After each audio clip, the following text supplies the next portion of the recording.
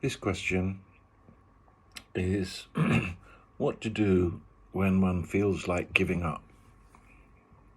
What to do when one feels like giving up.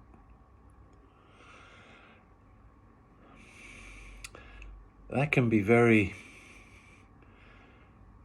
very difficult, a very difficult time. And if the feeling of wanting to give up touches wanting to end your life, suicide, then the first thing to do must be to communicate with a professional, like the Samaritans or something like that. They're trained, and that's definitely the best advice. Communicate.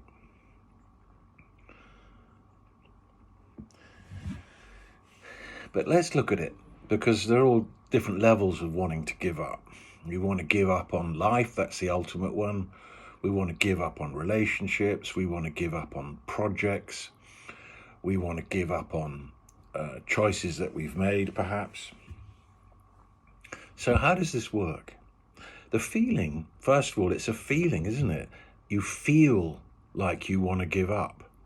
It's a feeling of like hopelessness. It's a feeling like, what's the point? It's a feeling like I can't see a future. And this feeling could actually arise from many different causes. It could be from your diet. It could be from your sleep.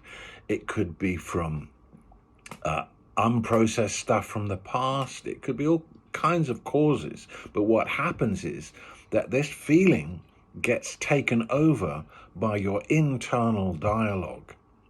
And then your internal dialogue starts telling you and characterizing what this feeling is about. And it sounds, when it speaks to you about the feeling, as if it knows what it's talking about. It goes, oh yeah, well, this means there's no more for you, mate. This is done. You're done. This is done. There's no hope for you. You might as well end it all right now. You might as well get out of the relationship. There's no way of recovering it. And it speaks in such a way that makes you think it's telling you about what is actually real, what the situation actually is. But it's not. Its comment is a product of the mood you're in. It's not a reflection of reality. It's a product of the mood that you're in, and it cannot be trusted. When someone is standing on the edge of a building, the last thing that happens to them is their internal dialogue tells them to jump. And this is where the whole feeling, this is where the whole misery, this is where the whole suffering comes out of. It's your internal dialogue telling you who you are, how things are, and what the situation is. And the first thing to get clear about is that it's not always reporting unbiasedly. In fact, most of the time, especially in moments of trauma, what it is saying to us, we really shouldn't be listening to, because it's inaccurate and a part of the mood rather than an objective assessment of what's happening. But it seems like it knows what it's saying, but of course it doesn't. So the first thing to do really is to recognize that fact, that you can't, when you're in a depressed state, when you're in a bad way, you can't trust what your internal dialogue is telling you. You need to step back for a moment and accept that this is how you feel. This is how you feel. This is how you're feeling right now. And when you accept it, you just let it be for a minute. Okay, let's not resist it. Let's just let it be. I don't feel good. I don't feel good about my life. I don't feel good about myself. But I'm going to accept that is what is happening for me right now. When you accept something like that, what happens is you kind of get an objectivity from it. You kind of step back. The acceptance allows you to kind of step back, and you start watching the feelings that you're having. You start watching the thoughts that are arising. And you realize that the place that you're now in has turned the mood or the depression or the negativity into an object, and you're looking at it. And actually the one that's doing the looking is that one depressed? Does that one want to give up? When a storm comes through the sky, does the sky get all moody? When there's a big thunderstorm, does it ever affect the sky? The sky remains untouched, no matter what is happening in it.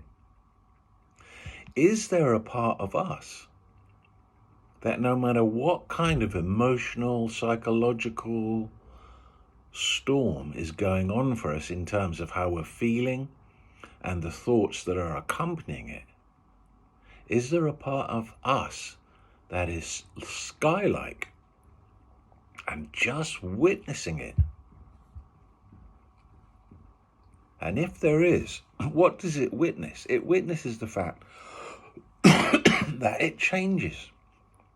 How you're feeling is never static. It's exactly like the weather. It's always in the state of change. No intense storm lasts indefinitely. Even the longest storms have a short duration. So by accepting this will pass, the circumstances may not pass quickly, but how I'm feeling about it will pass.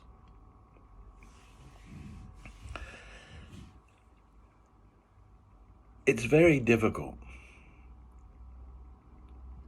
when you're feeling really down, when you want to give up.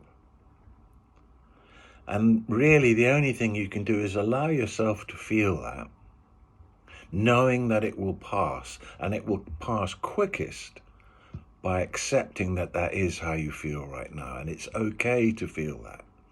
It's okay to feel like you want to give up sometimes.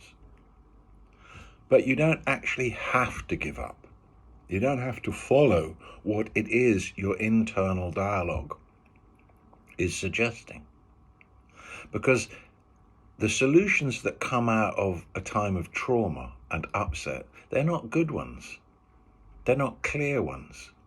So don't act on any of the solutions that come up when you're in a traumatized, depressed, or upset state. Wait. Accept that that's how you're feeling, and wait before you decide what it is you're actually going to do. Wait till the storm has passed, and know that it will pass. And then you'll find that by accepting things as they are, insights come. And there is a way. If it's a problem, it wouldn't be a problem unless there was a solution. But when we're upset and traumatized, we can't always see the solutions. So wait. Calm will come again out of acceptance, and then a solution or a way forward will appear. Problems always have solutions. They're two things. They're two sides of one coin. But they're not always immediately apparent, and they don't always arrive on time. But there always is a way forward. If we wait, don't panic, and be calm. Now, it's easier said than done, I know. And sometimes that internal chatter gets very loud, and we really think it's us. But it really isn't.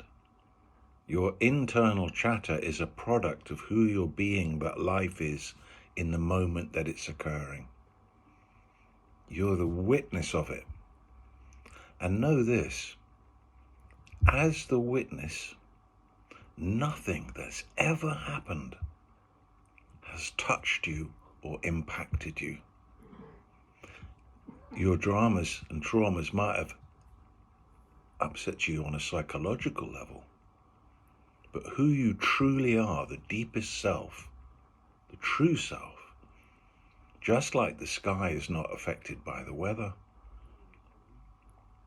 so are you actually not affected by all that's happened.